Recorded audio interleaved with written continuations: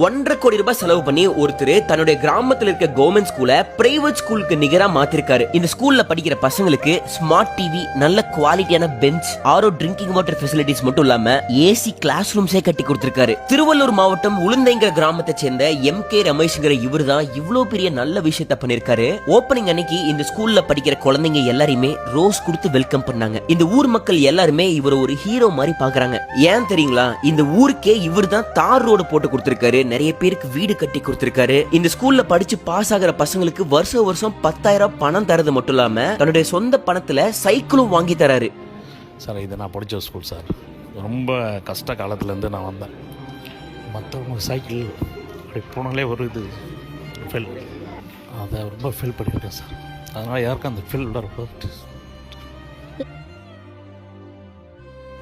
Uniform, book, வருஷம் cycle தராரு.